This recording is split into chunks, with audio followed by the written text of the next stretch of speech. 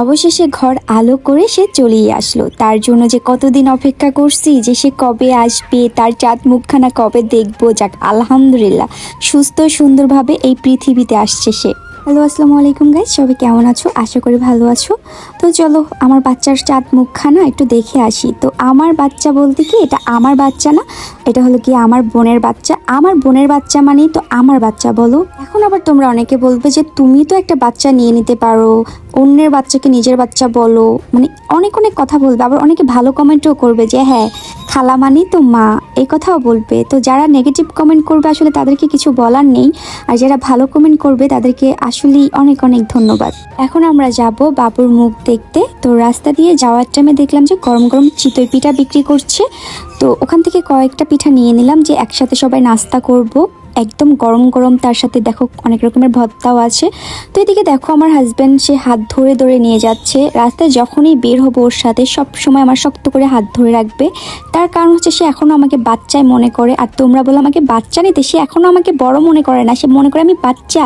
তো যাই হোক, এই যে হসপিটালে আসলাম, এসে তো দেখি একটা মিষ্টি কুমড়া দাঁড়িয়ে আছে গোলগাল। এটাকে দেখে তো আমি হাসতে হাসতে শেষ। সে আমার বোন একদম মিষ্টি কুমড়ার মতো হয়ে গেছে। তার পাশেই শুয়ে আছে একটা ঝিঙ্গে। এই যে আমাদের ঝিঙ্গে বাবু, মাশাল্লাহ মাশাল্লাহ। আল্লাহ কারোর জন্য নজর না লাগে, সবাই একটু মাশাল্লাহ বলে দিও, আর আমার বাবুটার জন্য সবাই দোয়া করিও। তো যাই হোক, আমার বাবুটার নাম রাখা হয়ে গেছে আফরিন। আফরিনের জন্য সবাই দোয়া করবে। আর আমিও ওই আপুদের জন্য দোয়া করি যারা কিনা এখন পর্যন্ত মা হতে পারো নাই, মা হওয়ার জন্য অনেক চেষ্টা করছো। আল্লাহ যেন তাদের সকলের মনের আশা পূরণ করে, তাদের জন্য মাতৃত্বের স্বাদ গ্রহণ করায়, আমিন। আসলে মা হওয়ার মুহূর্তটা যে এত সুন্দর, এত মিষ্টি, যা আসলে বলে বোঝাতে পারবো না।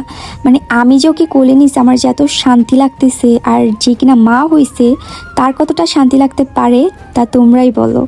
তো এই যে আমি তো কোল থেকে নামাতেই চাচ্ছি না, আমার যে এত ভালো লাগতেছে যা বলে বোঝাতে পারবো না।